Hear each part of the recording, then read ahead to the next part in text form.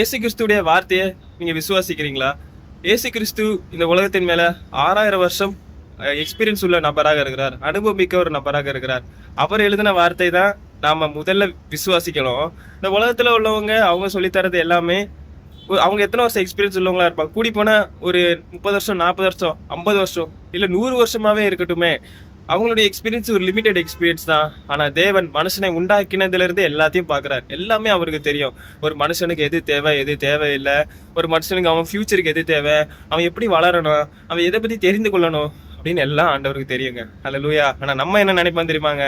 நம்ம இந்த உலகத்தை நாலேஜை பற்றி கொண்டு நம்ம நினைப்போம், ஆண்டவர் நம்ம பிடிக்கலையோ, ஆண்டவர் ஏன் இந்த கஷ்டத்தை அனுமதிக்கிறார், ஆண்டவர் ஏன் இந்த பாடுகளை என் வாழ்க்கையில அனுமதிக்கிறார் என்று நாம் நினைப்போம்.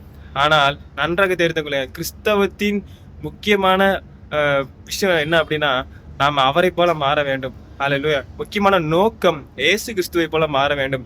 அப்படி மாற வேண்டும் என்றால் அவரை போல கஷ்டங்களை சகித்தால்தான் அந்த நம்ம கிட்ட இருக்கிற அழுக்கெல்லாம், கரைகள்லாம் நீங்கும். அல்லேலூயா. நாம் அவரை போல மாறுவோம். அல்லேலூயா.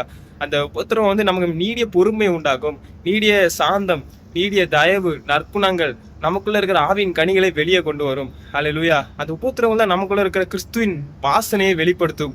அல்லேலூயா. அவரு அவ்வளவு கஷ்டங்களை எதிர்ப்புகளை ஃபேஸ் பண்ணதுனாலதான் பைபிள் அவ்வளவு வசனம் இருக்கு, அவ்வளவு பதில்கள் தான் அங்க பைபிள் எழுதப்பட்டிருக்கதே தவிர அவராட்டே சொன்னது கொஞ்சம் தான். அல்லேலூயா. அப்போ நம்ம லைஃப்லயும் அந்த எதிர்ப்புகள் வரும்பொழுது நமக்குள்ள இருக்கிற இயேசுவின் வார்த்தைகள், இயேசுவின் விஷயங்கள் வெளியே வரும். அல்லேலூயா.